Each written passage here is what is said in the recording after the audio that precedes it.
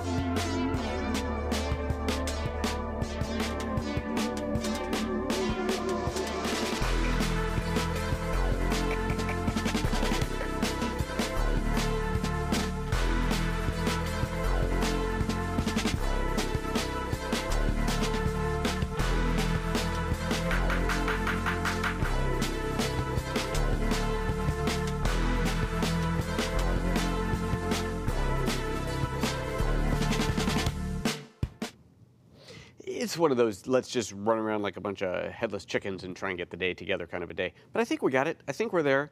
Don't need this, don't need that, do need this. I don't know. Ryan, why don't you hit record over there so we don't forget, because it feels like it's going to be one of those kind of mornings. It's one of those mornings where we forget to do everything, like be here. Hi. I should probably get the chat thing open. How you guys doing today? Let's see. Let me get my chat room up so I can actually see who is here. Oh, look at that. A bunch of people in the chat room. Let's open this, pop that out, close yesterday's chat, and we will get this road on the show. There we go. There and there and there. I saw some familiar names. There we go. Come on. Resize. There it is. Tony Smith, Stussy, Ed Visenor, hello. Brent, E.C. Lundberg, Sean, Mr. Nipper. Oh, Sean's asking who won the bag. Yeah, we did that last week or week before. It's going to a chap in Australia. What was his name? Dean Condon, I believe it was. Dean, or maybe it's Codon. See, anyway, Dean in Australia won the bag, and it is almost on its way to him. We've tried to ship it twice, but it's amazing how hard it can be to ship something internationally. But it's going.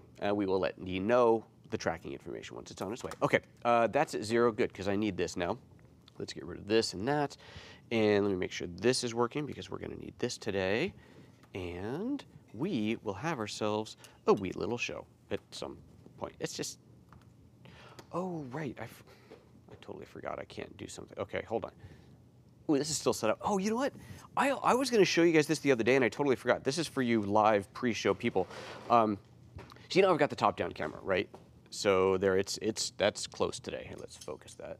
There we go. That's really close today. Okay, how is it so possibly close? What could it be? Well, it could be the old, there we go, 100 to 300 lens. But here's the funny thing. The 100 to 300 lens doesn't focus closely enough to get to something on the surface of the table here, and the what I have, the 35 to 100 lens wasn't close enough to get the shot that I wanted. This was for, I don't remember what show, but last week's show. So I thought, I have an idea. I've just been talking about these macro extension rings. Why don't we try one of these out? So I put the 10mm ring, is that right? Yeah, the 10mm ring on here, and it's so cool. It actually allows me to focus. That focus range, because remember it's a range, is right, it's just coincidence, right in line with the table. So I was able to use this really long lens to focus on the table. So it's kind of an interesting thing. It's not about macro at this point. It's just getting closer. I don't know what the closest focusing distance is normally on this lens. Not very close, obviously, but this allows it to get close enough. Again, it's not macro. I mean, we're talking, that's probably 5 feet away, give or take, but it allows me to get this shot, which is really, really cool. So now that I've taken this off, let me put this back on and set this up for today, because I forgot that once I plug in this thing, I can no longer feed that through to the switcher. So let me just get this. That's close enough. That'll work. So let's see here, the top-down view. Let's get that in focus. I have a remote. Is that focusing? I think it has a hard time focusing on screens. That's not really focus, is it? It's like it's. Wait, there. Did it focus? There, no, still not quite. Yeah, it's focused. Is that close enough? Looks like it's foggy. I wonder if there's a fingerprint on the lens. Oh well. All right, that's gonna have to do. And that is, I believe, as wide as it goes. I suppose it could go manual focus on this thing. Wow, look at that thing moving there. It is that is a long lens on a short. Let's just do it like this. Oops, come on. I know you guys watching live are like, seriously, this is what I tuned in for? Yes, as a matter of fact, it is exactly what you tuned in for. Why won't it actually grab focus? No. The Sean button is not broken, Sean. It is working. There we go. I think that it's like really within the close range of what it can focus on. Check this out. Isn't that cool? This is my little boy does these things. Little 3-year-old creates these patterns with these magnetic. They're so awesome. So proud of him. He's such a cutie pie. Okay. Shall we have a show? Just don't even ask. And now my chat's not scrolling anymore. Wow, we're having a day. Okay, the mouse, the trackpad's working, but it's not scrolling. Wow. You know, some days, seriously, I can click, but I can't scroll. What is up with that? Okay, Brian, did you say that Sean said something past the who won the bag? That's the last thing I can see. Let me just refresh that window, see if that helps. Yeah, there it goes. Okay, now it's working. That was the weirdest thing I've seen in a while. Okay. It's not Monday. I know, it seems like this would be a Monday kind of a kerfuffle, but it's not. All right, so let me just get this stuff out of the way so I don't hurt anything. I know the show's starting like an hour late today. That's okay. Don't go anywhere. We'll be back. Look, I like my prop. I guess I don't really need, no, that's fine. We'll just leave that on there for now. Okay, I think we've got a show. We can have a show? What the heck? Let's have a show. Yeah.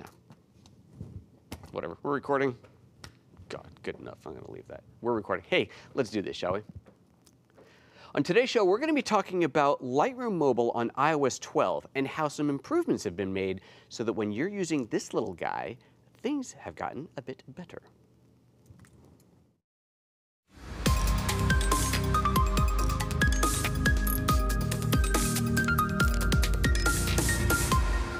Good morning and welcome to PhotoJoseph's Photo Moment, the first live 3 times a week show here at youtube.com/PhotoJoseph every Monday, Wednesday, Friday, 9:30 a.m. Pacific, talking about photography, video, Lightroom. I'm so into the routine of saying that, it feels like it's time to change it. It's just getting a little bit too rote, isn't it? Anyway, how you guys doing today? So we're talking about Lightroom Mobile, Lightroom CC, technically it is now called Lightroom CC, on iOS 12, so this is specifically about iOS 12. What I'm going to show you, what's unique, is because of iOS 12. It's not, if you're using iOS 11 still, part of what I show you still works. It's just there's now some new conveniences here. And what we're talking about specifically is using this guy here. This is the Apple Lightning SD card reader. This is the new version. I mean, it's been out for a couple of years, or at least a year. Anyway, it's the USB 3 version, so it's really, really fast. I have the older version. It's funny, I did a comparison. I needed the old one for something recently. It was like, oh my God, it's so much slower. But if you're using a modern iOS device, you definitely want to spend the, I think it's $30 to get the new one of these. So what this allows you to do is to take your SD card straight out of your camera. So pop out of your camera, pop this in, and connect this to your iPad or iPhone and access the photos directly. Now, a lot of cameras, Lumix guys included, have built-in Wi-Fi. It's awesome for transferring a photo over quickly. You know, make the connection to your iOS or to your Android device, copy that file over, and so on. It's great. But one of the limitations, at least on iOS, and this might not be the case on Android, I'm not an Android user, so I can't say, is that you cannot copy the RAW file over, right? You just get the JPEG, which is a little bit annoying. Plus, if there's a lot of pictures you want to copy over, then the Wi-Fi takes too long. So this thing comes in handy because you can transfer faster, you can transfer, frankly, more easily. You know, it's instead of setting up the Wi-Fi, you just pop out the card, pop it in here, plug it in, and you're there. But you also can get the RAW files, which is pretty cool. So that's why, that's probably the #1 reason I use this, is because I want to get the RAW file from my G9 or whatever over to my iOS device. Now you can connect this to your iPad, and it's been that way forever, as if I think it might have been new in iOS 11. It's been a little while now, but it might have been iOS 11. You can finally use this on the iPhone, which is really, really cool. Allows you to truly go out with just this and be completely mobile, get your pictures onto your device, and off you go. Now, if you're using Apple Photos, forget about Lightroom for a second. If you're using Apple Photos, it's really straightforward, right? You plug this thing in, you hit import, and we're gonna look at this process. You hit import, you've got your pictures, it syncs to your Photos library, yada, yada, everybody's happy. But if you're using Lightroom, then it gets a little bit more complicated because unfortunately, and this is one of those, oh, come on, Apple, open this up for us. One of those limitations on iOS is that you cannot access this from within Lightroom. Kind of annoying, but true. I'm pretty sure on Android you don't have that limitation. So when I launch Lightroom and I hit the import button, I don't see this. I only see the camera roll. I can see the files server, but this doesn't show up in the files server either, which actually would be a really great workaround, but it doesn't. So anyway, so I need to import twice, which is kind of annoying, and that is a big part of, that is entirely basically what this is about that process and how that actually has gotten better with iOS 12. You still have to import twice. You import into the camera roll, that's Apple's Photos, and then you import into Lightroom. But we don't want those pictures sitting around in the camera roll, so we want to go and delete them. And that's that inner between process that has gotten a bit easier. So that's what we're talking about today. Hey, before I move on, I want to tell you guys something. So you know how I'm going to India? Remember I've been talking about this for a while? PhotoJoseph.com/India. We're going January 30th, February 9th next year. Guess what? The trip is on. We have our minimum, I can't believe it took this long, but we have our minimum 4 people signed up, deposits paid, ready to go. So we are going to India, which means for those of you who've been sitting back going, I'd like to go, but I'm gonna wait until it's actually for sure 100% on, it's 100% on. So now we're going. Now it's time to sign up. So now there's only 4 seats left. And the cool thing about the 4 seats left is if we get 6 people, so 6 total, right? The price drops $500 per person. Everybody gets a discount.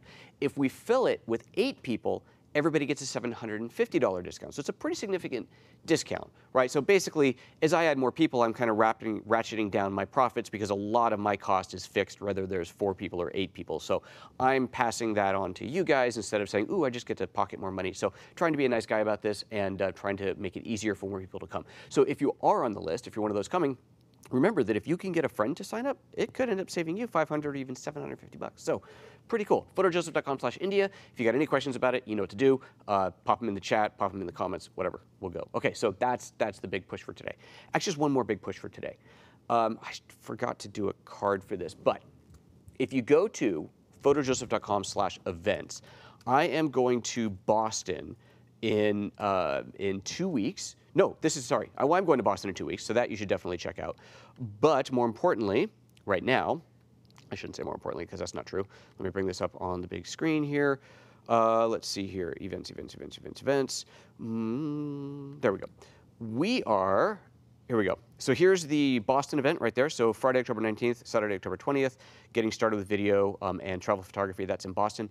This is the one I wanted to show you here today right now. Friday, October 26th, that is during Photo Plus Expo, I'm doing a photo walk with Panasonic featuring off-camera flash at twilight. There is a maximum of 20 people on this. I haven't told anybody about this yet. And it's already half gone. I think 9 out of 20 slots have already been taken. So if you're in Photo Plus Expo, if you're in New York for Photo Plus Expo, and you want to do a photo walk that Friday, totally free, you're going to get your hands on a G9 to take with you. Our friends at ProGrade have loaned us cards. You're going to have a G9 and ProGrade cards. And I'm trying to secure a third-party off-camera flash, but that's not 100% yet. So if I don't, then we'll be using the Lumix flashes. We might have a third-party flash there, though. All free. Borrow the gear, off we go. We're going to shoot along the High Line at twilight. We're going to have a model, and then we're going to gather up at the standard hotel lobby lounge bar thing to go through photos, chit chat, have a little bevy, and discuss the evening's event. So if you want to sign up for that, photojoseph.com/events. You'll see everything listed there. Ooh, that was a lot of stuff. Let's get on to the show. Okay, so we're talking about this thing here. So here I'm going to open. I guess I don't even need to do it this way. Let's just get rid of here. Take my card reader. I'm going to take the right card. The one that I want to use has pictures from today is on here. I am going to, it doesn't matter what order you plug it in, I'm going to plug this in. You'll notice right now I'm just on the desktop, and I'm going to plug in my camera card, the SD card, and let's get an overhead view on here. And within a few moments, there we go, it launches up, and we are now seeing, so you can see we've got the cable connected here. There it is. Got a very, very close-up view today. We are automatically launching the import window. And here's a couple of cool things. So you see it says already imported at the top. Okay, that's great. It says 101 items already imported off of this card. There's some stuff that was shot on Thursday. Recognize that? That was from one of the title cards. Some stuff shot on Monday. It's going to show movie files as well on here. And it's going to take a moment to load, but eventually we're going to get down to the today, and this is what I want to look at. So this is the first thing that we're seeing that is quite nice. We are seeing a breakdown by day. We are seeing a separation of what's already been imported. Now remember, this is importing into the Apple camera roll, so that's where this is going. But I can, if I'm just at the end of today, I want to import what I shot today, I can scroll to just today, see those, and select those with one tap, and then import them. And right now I'm still waiting for thumbnails to finish drawing. Here we go. Coming up, so there's the end of Mondays, and then there's today's. And you know what? You don't actually have to wait for the thumbnails to draw. Very important point. You can start importing without them. You just don't see what you're importing. But you can tap the select button for today. It's selected today's pictures. I just shot these this morning. And then I go up to the import button, tap on that, and it says at the bottom, I love how I have to keep moving this, import all. So that's like, you know, if you forgot that you selected one, or import selected. So I'm going to tap on import selected. Now, that's only part of this. Let me just stop that for a moment. At this point, we started importing those. We're going to keep those. At this point, you have seen what was on iOS 11. iOS 12, though, gives us something new that is really, really cool. It seems simple, but it's a big step in this. Go back to the top of this view. It's very small, but you see there it says import to library. If I tap on that, it opens up, and I can choose any album to import to. Okay, well, that's kind of handy, right? You can import directly into your family vacation album, whatever that you're on. But I'm going to bring these into Lightroom. So I have created a temporary album, just an empty album inside of Photos, and I'm just going to leave that there. It's always going to live there, and it's called Import. Actually, now it's like scroll down to the bottom of the screen here somewhere.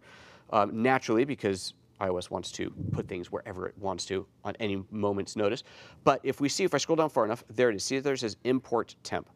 So I tap on that, and you saw that it was empty. Now it says on here Import to Import Temp, so I'm going to import the selected photos, and it is importing those. You see the progress right there. So the reason this is easy, is good, is twofold. One, it's going to make it easier to get these pictures into Lightroom, because I know exactly where they are. Second, it's going to make it easy to delete these photos from the camera roll, which is a big part of this because I don't want these pictures both in Photos and in Lightroom. Once they're in Lightroom, get them out of Photos. Get them out. But there's two parts of deleting it. It's annoying, but these are the things you got to know. Okay, import has finished. It says import is done. I can choose to keep them or delete them off the card. I'm just going to go ahead and hit keep. And now I can do this properly. I can unplug this thing, plug this in, and we can look at this on the big screen properly so you can actually see what's going on here. So waiting for that to sync up, and there we go. There's the iPhone. Okay, so I'm going to launch Lightroom. And I am going to create an album because this is my new shoot today, so I'm going to go to my album. There's some new views in here, which is kind of nice. In fact, actually, let's turn this on as well.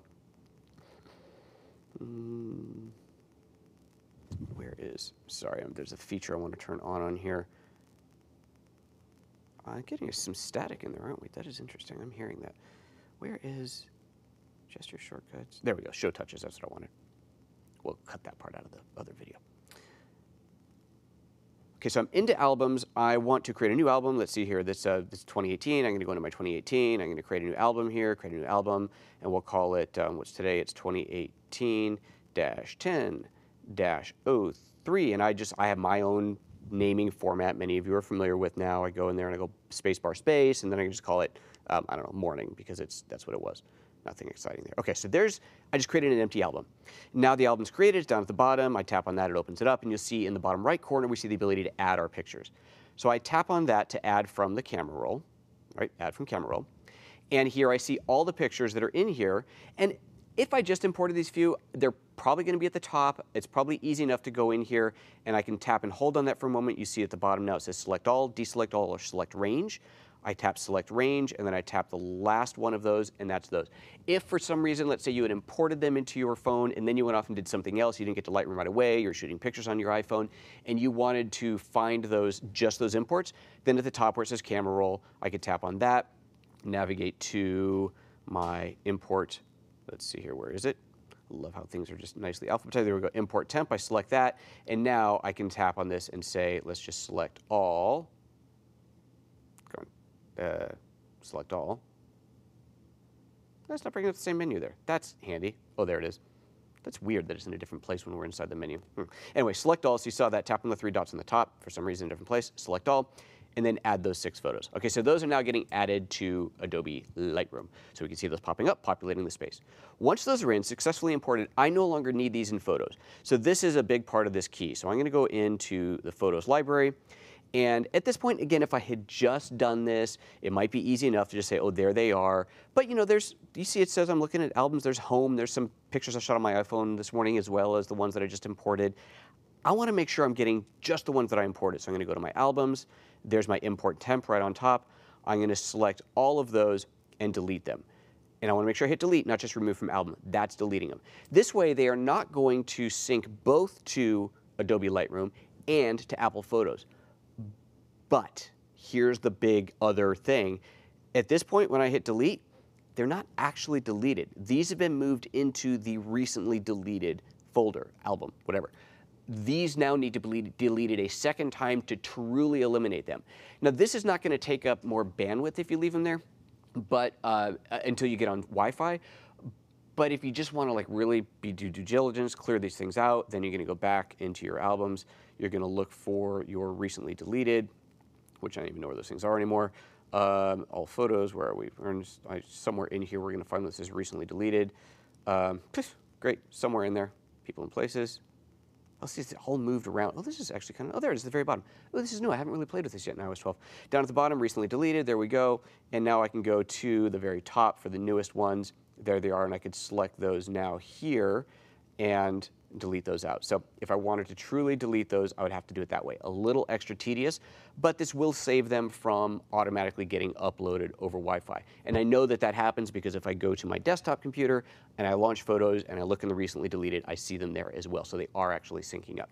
Speaking of syncing up, this is really important. If you go into your settings and you go down to Photos, there we go, you'll see in here you have a cellular data option. Super, super important. If you tap on this, by default, this is what you're likely going to see. Cellular data is on, unlimited updates is off. This is one of those big Apple kind of caging, no one really knows exactly what happens. I found a couple articles where people were testing it, trying to figure it out.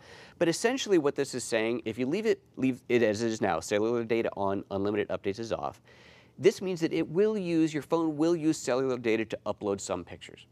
It will probably probably do synchronization. If you edit one photo, it's already in the cloud and everywhere else. If you import some new photos or take some new photos, it's probably going to upload those over cellular. But if you shoot like 20 pictures or a whole bunch of pictures, it's probably not going to upload all of them. It's going to upload some and then go, you know, there's a lot, let's sit back for a little bit. And then once you get on Wi-Fi, then it will automatically sync up. If you wanted to always use everything, always use your data and upload everything, then you can enable that unlimited updates. If you wanted to never use your cellular data, then simply disable that on there. So super important, because if you're on a limited data plan and you do something like import 20 gigs worth of pictures and suddenly it starts uploading everything to 2 different clouds, both to your Adobe cloud and to your Apple cloud, you're going to run out of data pretty quick. So you want to be careful of that. Now, speaking of the Adobe side of things, let's look into that because there are settings in here as well that we want to be aware of. So if we look at cloud storage and sync, you'll see in here that there is a use cellular data option. It does not limit on there whether it's is it kind of smart about uploading some or not all. So here you really do want to be careful. There is this only download smart previews option, which means it's not going to download the raw file. That seems to be irrelevant of cellular or not. So I leave it off because if I'm going to access a photo, I want the full raw photo.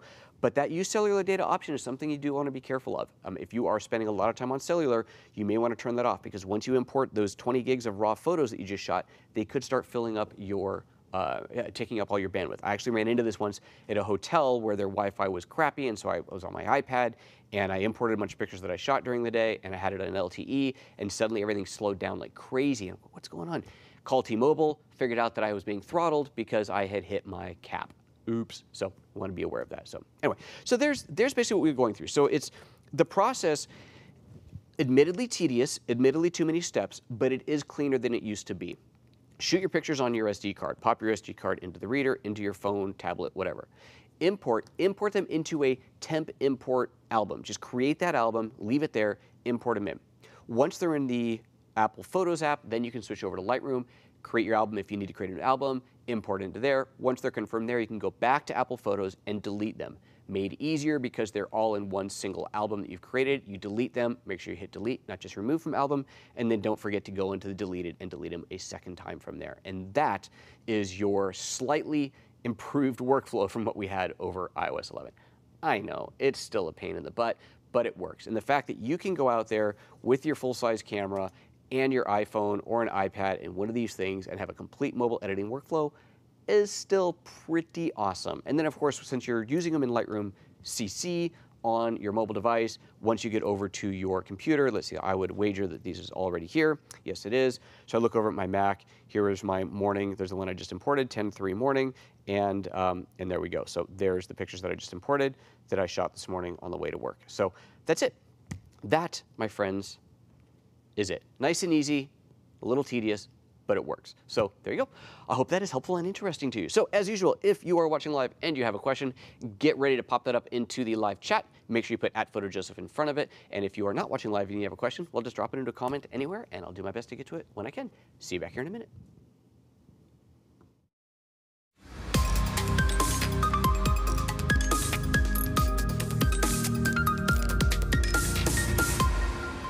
Good morning and welcome back to PhotoJoseph's Photo Moment, the Q&A portion of the show. We've been talking about the SD card reader with iOS 12 and importing into Lightroom CC or Lightroom Mobile and how it has improved ever so slightly. Still not as far as we'd like it to be, but it has gotten a little bit better. If you have no idea what I'm talking about, because you haven't watched the main video, click on here, watch the main video first, and then come back for the Q&A. There are some questions in the Q&A. I will do my best to answer. Let's see here, starting off with Ed Visner says, the other day you asked a question about editing raw files, wasn't clear. Oh, right, okay, so I saw that down here. There we go, let's hit Ed's question. Wanted to know, when editing in Lightroom, it has an option to right-click and edit in PS. Oh, right, okay. And edit in Photoshop. You can use all the tools, etc., then hit save, and it opens back into Lightroom. No settings to change. How does it impact the file? Okay, so that will create a PSD file. I'm gonna verify. We're gonna do it right now. So here's my photo. Let's say I'm in Lightroom right now. This is a raw file. Let's just verify that. And where are we? Here we go. It is in fact a raw file. There we go. So I'll do some changes in here just because, let's say I've done some changes in here, whatever we'll just do, I don't know, just doesn't matter. Let's crank the contrast. Actually, exposure was just fine, wasn't it? Let's do that. We'll do a little bit of that. I'm just trying to make it different. Okay, fine. And then I want to edit this inside of Photoshop. So up here it says edit in Photoshop. Now, you didn't say, I don't know if you're talking about using Lightroom CC or Lightroom Classic. It should be the same. So it is launching Photoshop right now. And it's going to ask for permissions because I've just installed. Oh yeah, and by the way, I'm running in dark mode because I figured why not. Not so sure if that's a good idea or not, but there you go. Okay, so let's just put some text on here so we know for sure that we are in fact working with the new version. Look at that text, that is beautiful. Look at that thing of beauty. And you can tell how often I use Photoshop these days. Let's just make that nice and easy to see. Excellent. Okay. So there's that. I'm just going to hit save, Command S on here. We can see here, there we go, it has saved it as a TIFF file. That TIFF file is, let's see here, if we look at the type, no, it's not type, image mode, there we go, image mode. It is a 16-bit TIFF file. That's the key. That's what we wanted to know on there. So Lightroom CC and Lightroom Classic, I'm sure it's exactly the same, is creating a 16-bit TIFF file and opening that over in Photoshop. So going back to the question that you had asked last week about how it affects the file, I was explaining how if you were to be working in 8-bit, so your camera's shooting probably 10, 12, 14 bits, if you had overexposed, underexposed, you had data that was outside of the standard 8-bit range, and you took that file without making any corrections to it and sent it off to another app like Photoshop or somewhere else as an 8-bit file, you would have been clipping off some of your shadow and highlight detail. So you would need to bring it back into place in advance. In this case though, because it's sending off a 16-bit file, you don't have to worry about that. All of your raw data is effectively still there. You're losing the raw translation of things like white balance, but as far as your actual data in the highlights and shadows, because you are operating in a 16-bit space, that data is still there. So hopefully that now answers your questions properly. Excellent. All right, let's see here what else is going on in the chat. Sean, talking about behind the scenes. What are you doing? What kind of behind the scenes are you doing, Sean? You making plans without me? Oh, Sean wants to come to India. Dude, Sean, I'm telling you, man, you can come. Pony up, but you can come. Ed says, now look into Lightroom after saving Photoshop. The photo should be there ready to edit. Yeah, sure, let's do that. So let's go ahead and finish the process. So I already hit save. I'm going to close that. We'll go back into Lightroom CC. And is it going to add it to the same? Yep, there it is. It even adds it as a little stack. Open up the stack. There it is. And there's the two photos. Now, here's an interesting question because I never do this. So in here, it's showing up as a TIFF file. Yes, it is. I am going to, now TIFF can be layered. So I am going to, did I close it in Photoshop? I did close it. So I'm going to go back into here and I'm going to edit in Photoshop again without making any other changes in Lightroom. And yes, in fact, we do still have our layered file. So that's key. That's something I wanted to check. So I hit save, close this, go back into Lightroom and give it a moment. It refreshes. Oh, it actually created a duplicate. Oh, that's kind of annoying. Well, now you have even more copies of that TIFF file. That could end up taking up a lot of space quickly. Now, if I was to go in here and make a change, let's say I went in here and I want to change my exposure, and now I do the edit, I just hit Command E that time to do the edit, it should be opening a flattened file. And yes, it has. That's verified here. You see it's a flattened file. The text is flattened into it, which makes sense because at that point, you have made a change in Lightroom to everything, so it had to flatten that to do that work. So if you're going to go back and forth, other than the fact that it's duplicating the file, kind of annoying, but I suppose, you know, it's versioning. It's like automatic version, going to lose access to those layers, so good to know. Okay, Sean, Bluetooth over the Wi-Fi. No, so an Android device, doesn't matter. Then that Bluetooth connection can be used for you can trigger the camera from your phone, and that Bluetooth connection is ideally persistent. Obviously, Bluetooth isn't perfect, it falls apart sometimes, but ideally it's persistent, easier, more reliable. So that's what it should be. Now, you know, you never know. Things change. But Ed says, thanks for the great and informed answer. You are quite welcome. And I guess that's it. No other questions on there. Friday's show, I think what I'm going to do is talk about designing a LUT for still photography under GH5. I mean, obviously, you can use the same ones for video, but it's just kind of a cool thing because you can do LUTs for. I think that's what I'm going to do. I got to do some experimenting, but it could be an interesting show. Thursday, tomorrow, live training. We're doing Filmic Pro on the iPhone. That's going to be exciting, and there's just tons of stuff going on. And then remember, next week. Oh yeah, next week I'm going to be down at Vid Summit down in LA, so we're not going to have a show every day. I'll update you on the schedule on that later. The following week I'm in Boston, the following week I'm in New York. So a lot of travel going on. PhotoJoseph.com/events to see all the things that you can register for. If you want to go to that New York photo walk on the Friday evening of Photo Plus Expo, make sure you sign up now because spots are filling up quickly. Like I said, I haven't told anybody about it yet. It was just on my Facebook page. Half the seats are already gone. So that is Friday, Photo Plus Expo. You'll find it on my Facebook page or at PhotoJoseph.com/events. Okay, that's it. I'm out of here. See you next time. Bye-bye.